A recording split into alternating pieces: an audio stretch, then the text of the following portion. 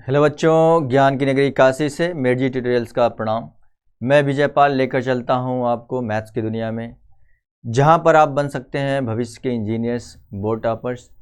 तो चलिए शुरू करते हैं। आज का हमारा टॉपिक है pair of linear equation in two variable, और बहुत ही इंटरेस्टिंग है और बहुत आसान भी है। तो चलिए शुरू करते हैं pair of linear equation two variable का। जैसा कि मैं इसके पहले जो लेक्चर दे चुका हूँ, रिकॉर्ड कर चुका हूँ, उसको आप लेक्चर 1, 2, 3 आप उसको देखेंगे तो वहाँ से आपका कॉन्सेप्ट क्लियर होगा। जो आज का टॉपिक है, आज का जो क्वेश्चन है वो आपका रहेगा वो किसी भी वैल्यू को फाइंड करना इक्वेशन से, ए बी या के की वैल्यू फाइंड करना। कोई भी इक्वेशन अगर वो there is a unique solution है या नो सोल्यूशन है या फिर इनफाइनाइटली मेनी सोल्यूशन है। तो चलिए शुरू करते हैं। और उसके पहले मैं आपको ये बता दूंगा कि उसके कॉन्सेप्ट को एक बार रिमाइंड करा देता हूं कि कोई भी दो लाइन अगर pair of linear equation in two variable दिया हो a1x plus b1y plus c1 equal to 0 और a2x plus b2y plus c2 equal to 0, ये pair of linear equation two variable दिया है। तो आप जानते हैं कि अगर ये लीनियर इक्वेशन है तो इसका ग्राफ स्ट्रेट लाइन होता है, इसका भी स्ट्रेट लाइन होता है। तो ये दो स्ट्रेट लाइन जब एक पॉइंट पर इंटरसेक्ट करते हैं, अगर ये दोनों लाइन एक पॉइंट पर इंटरसेक्ट करते हैं तो यूनिक सोल्यूशन होता है, क्योंकि एक पॉइंट पर इंटरसेक्ट कर रहा है तो इसका यूनिक सोल्यूशन हो गया। अब यूनिक सोल्यूशन का कंडीशन क्या होता है? a1 upon a2 is not equal to b1 upon b2। Unique solution के लिए अगर यही दो लाइन कोइंसिडेंट लाइन हो जाए, कोइंसिडेंट, तो इसके कितने सोल्यूशन होंगे? जितने पॉइंट पर ये इंटरसेक्ट करता है उतने उसके सोल्यूशन होते हैं।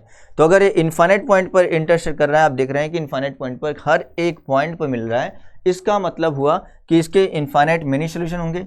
इनफाइनाइट मेनी सोल्यूशन का जो कंडीशन होता है a1 upon a2 equal to b1 upon b2 equal to c1 upon c2, ये होता है इनफाइनाइट मेनी सोल्यूशन के लिए जब ये कोइंसिडेंट लाइन होगा।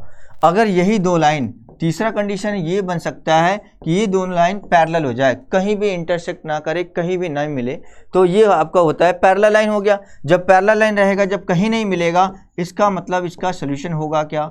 नहीं होगा, नो सोल्यूशन होगा। और नो सोल्यूशन का जो कंडीशन होता है a1 upon a2 equal to b1 upon b2 is not equal to c1 upon c2, ये होता है। तो ये रहा तीनों कंडीशन जो मैंने बताया था, हम बता दिया आपको, और ये तीनों कंडीशन पर बेस्ड क्वेश्चन को सॉल्व करेंगे हम लोग।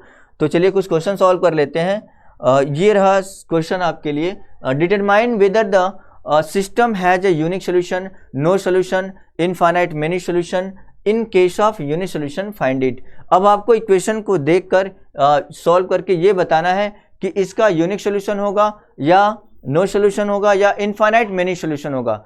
और इन केस ऑफ यूनिक सोल्यूशन जब रहेगा उस केस में उसको आपको फाइंड करना है। तो चल सबसे पहले इसको चेक करते हैं कि क्या इसके कौन से सोल्यूशन है। तो आप देखेंगे ये है आपका a1x plus b1y plus c1 equal to 0 से कंपेयर करेंगे तो ये a1 अपॉन a2 क्या आएगा?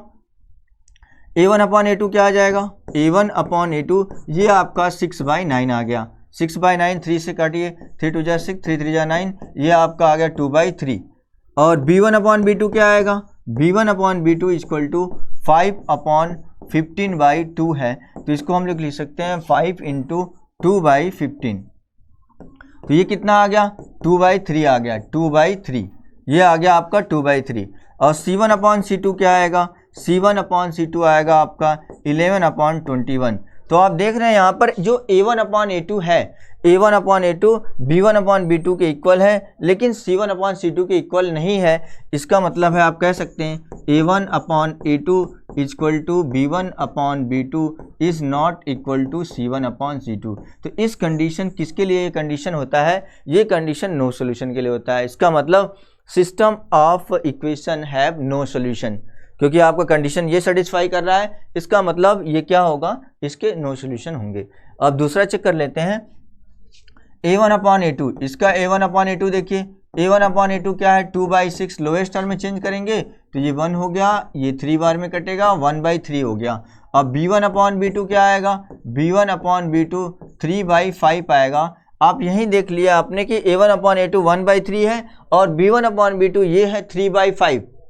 3/5 का मतलब हो गया यहाँ पर A1 upon A2 is not equal to B1 upon B2 है। इसका मतलब क्या होगा, ये कंडीशन किसके लिए होता है, ये कंडीशन आपका यूनिक सोल्यूशन के लिए होता है। तो इसका मतलब है that equation have a unique solution. तो यूनिक सोल्यूशन के केस में आपको उसको फाइंड भी करना है कि वो सोल्यूशन कौन सा है, तो हम लोग फाइंड कर लेंगे, इन दोनों इक्वेशन को सॉल्व करेंगे। इक्वेशन 1 ले लिया, इसको इक्वेशन नंबर 2 ले लिया, तो आप देखेंगे यहाँ पर 2x है, ये 6x है।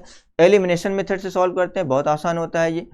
तो इसमें 3 से मल्टीप्लाई कर दीजिए, आप 3 से मल्टीप्लाई करेंगे, क्योंकि किसी भी x के साथ जो नंबर होता है, x के साथ x का कोएफिशिएंट जो होता है या फिर y का कोएफिशिएंट जो होगा, आप उसको इक्वल करेंगे। इक्वल करने के लिए क्या करना होगा, 3 से मल्टीप्लाई करना होगा। जब आप 3 से मल्टीप्लाई करेंगे तो ये बन जाएगा 6x plus 9y equal to 21। ये हो गया आपका इक्वेशन नंबर 3। अब इक्वेशन 2 क्या है, इक्वेशन 2 है 6x plus 5y equal to 11। ये आपका इक्वेशन नंबर 2 है। तो 3 में से 2 को माइनस कर देते हैं, तो इक्वेशन जब माइनस करेंगे तो साइन चेंज हो जाएगा, ये प्लस है तो माइनस हो जाएगा, और ये प्लस है तो माइनस हो जाएगा, और ये प्लस है तो माइनस हो जाएगा। एक प्लस और एक माइनस कैंसिल हो गया। 9y में से 5y को माइनस करेंगे तो क्या आ जाएगा, 4y आएगा। 4y इक्वल टू 21 में से 11 माइनस करिए, कितना आ गया 10, और y इक्वल टू आपका आ गया 10 अपॉन 4 आ गया, लोएस्ट टर्म चेंज करिए 5/2, और ये वैल्यू क्या आ गया 5/2 आ गया। y की क्या वैल्यू आ गया 5/2 आ गया।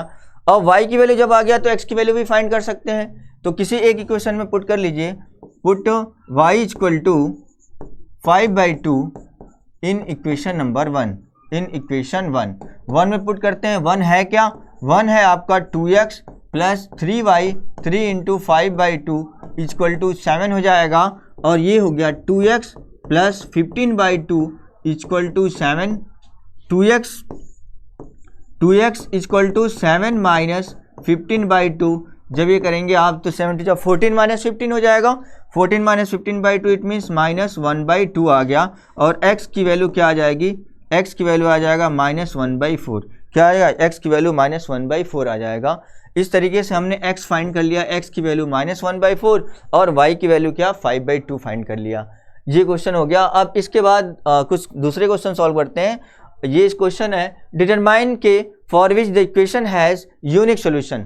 अब यूनिक सोल्यूशन के लिए क्या कंडीशन होता है, यूनिक सोल्यूशन की कंडीशन होता है A1 upon A2 is not equal to B1 upon B2, is not equal to B1 upon B2, ये होता है कंडीशन। अब यहाँ पर A1 अपॉन, उस केस में K की वैल्यू फाइंड करना है, तो K की वैल्यू क्या आएगा, आप देखेंगे A1 अपॉन A2 ये हो गया आपका 2/K is not equal to B1 upon B2, ये है आपका 3 अपॉन माइनस 6, 3 अपॉन माइनस 6 है। इसको लोवेस्ट टर्म में चेंज करेंगे तो ये 1/-2 आ जाएगा। 2/K is not equal to minus 1/2 आ गया, माइनस 1/2। जब आप क्रॉस मल्टीप्लाई करेंगे तो क्या आ जाएगा, ये होगा minus K is not equal to 4, it means K is not equal to -4, K is not equal to -4। तो हम कह सकते हैं for K equal to -4, K is not equal to -4 the system of equation has unique solution. ये आपका answer हो जाएगा। और दूसरा इक्वेशन दिया है, इसके लिए भी K की वैल्यू फाइंड करना है, जिसके लिए इसके यूनिक सोल्यूशन होते हैं। तो यूनिक सोल्यूशन का कंडीशन होता है A1 upon A2 is not equal to B1 upon B2, ये होता है। अब A1 की वैल्यू है क्या, A1 की वैल्यू 2 है, A2 की value 5 is not equal to K upon -7। अब यहाँ देखेंगे जो आएगा क्रॉस मल्टीप्लाई करेंगे तो -14/5 हो जाएगा, is not equal to K, K is not equal to -14/5। ये आपका आंसर हो जाएगा। We can say that for K that is not equal to -14/5 that have unique solution for a given linear equation of 2 variable. चलिए next question solve करते हैं। अब next question है, determine K for which the system of equation has infinitely many solution. तो infinitely many solution के लिए condition क्या होता है, मैंने स्टार्टिंग में ही बताया था। इनफाइनाइटली मेनी सोल्यूशन के लिए जो कंडीशन होता है A1 upon A2 equal to B1 upon B2 equal to C1 upon C2, ये होता है इनफाइनाइटली मेनी सोल्यूशन के लिए कंडीशन। अब वैल्यू पुट कर लेते हैं यहाँ पर। A1 की वैल्यू है आपका K-3, A2 की वैल्यू है आपका K equal to 3 upon K equal to K upon 12, ये हो गया। k upon 12। Infinity many solution के लिए कंडीशन लिखिए और वैल्यू पुट करिए और k की वैल्यू फाइंड कर लीजिए। अब हम एक बार फर्स्ट और सेकंड लेके चलते हैं और सेकंड और थर्ड दूसरे में लेके चलेंगे। यहाँ से लिख सकते हैं k minus 3 upon k equal to 3/k and k 3/k equal to k upon 12, ये हमने ले लिया। अब आप क्रॉस मल्टीप्लाई करेंगे तो क्या आ जाएगा, k से k कैंसिल हो गया, k minus 3 equal to 3, k equal to क्या आ गया 6 आ गया, k की वैल्यू क्या आ गया 6 आ गया। यहाँ से k की वैल्यू 6 आ गया और इधर क्या आ रहा है and k square equal to 36, तो k इक्वल टू क्या आ जाएगा प्लस माइनस 6, क्या आ जाएगा प्लस माइनस 6। यहाँ पर k की वैल्यू क्या है 6 है, यहाँ पर k की वैल्यू क्या है प्लस माइनस 6, तो दोनों में जो कॉमन है, दोनों में जो सेम है, तो क्या निगेटिव नहीं हो सकता है, निगेटिव तो होगा नहीं क्योंकि यहाँ पर पॉजिटिव आया k की वैल्यू 6, यहाँ पर प्लस माइनस 6 है, तो हमारा k की वैल्यू क्या आ जाएगा, therefore k equal to 6, therefore for k equal to 6 the system of equation has infinitely many solution. तो k की 6 वैल्यू के लिए 6 हमारा आंसर हो जाएगा, ये k की वैल्यू जो 6 होगा इसके लिए सिस्टम ऑफ इक्वेशन का इनफाइनाइटली मेनी सॉल्यूशन होगा। अब इसको सॉल्व करते हैं, इसके लिए भी इनफाइनाइट k की वैल्यू फाइंड करना है जिसके लिए इनफाइनाइटली मेनी सॉल्यूशन होगा। तो यहाँ पर हम लोग a1 अपॉन a2 लिख लेते हैं, a1 अपॉन a2 k/12 लिख लिया equal to 3/k equal to k minus 3 upon k। अब फर्स्ट सेकेंड एक साथ ले लेते हैं, सेकेंड थर्ड को एक साथ, k/12 equal to 3/k and 3/k equal to k minus 3 upon k। ये हो गया, देखिएगा क्रॉस मल्टीप्लाई करिए, k स्क्वायर इक्वल टू क्या आ गया 36, तो यहाँ से k की वैल्यू क्या आएगी प्लस माइनस 6 आ गया, प्लस माइनस 6 आ गया एंड जब इसको सॉल्व करेंगे तो k से k कैंसिल हो जाएगा, k से k कैंसिल हो गया। अब इसके